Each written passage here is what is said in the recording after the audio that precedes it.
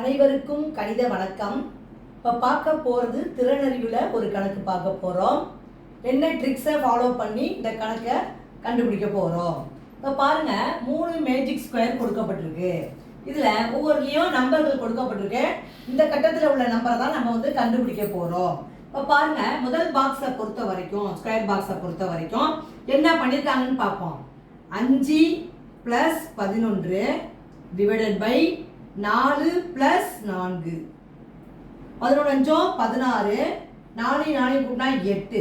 16 8 வகுத்தோம்னா 2 கிடைக்குது. இந்த ட்ரிக்ஸில் கண்டுபிடிச்சிருக்கோம்.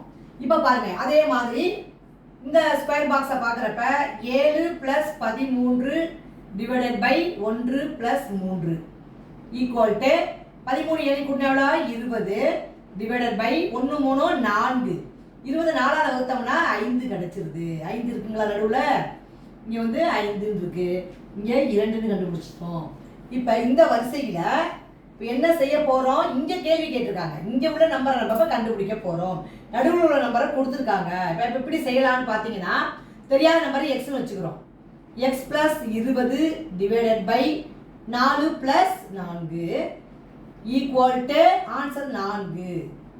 இப்போ அடுத்து நம்ம என்ன செய்ய போறோம் பாருங்க. x + 20 டிவைடட் பை 4 4 கூட்டிட்டோம் 8 ஈக்குவல் டு 4. அடுத்த ஸ்டெப்ல என்ன செய்ய போறோம் பாருங்க. x + 20 ஈக்குவல் டு இந்த 4 அப்படியே இருக்கும். இங்க வகுத்துட்டு இருக்க 8 வலது பக்கம் கொண்டு போறப்ப பெருக்கலுக்கு வந்துரும். இப்போ பாத்தீங்கன்னா x + 20 ஈக்குவல் டு 4 8 எவ்வளவு? 32. இப்போ எக்ஸோட மதிப்பு தான் நமக்கு தேவை, தெரியாத question. X is equal to 32. இந்த ப்ளஸ் 20 அந்த பக்கம் போனால் மைனஸ் ஆகிடும். இப்போ 32ல் 20 கழிச்சோம்னா 12 கிடைக்குது.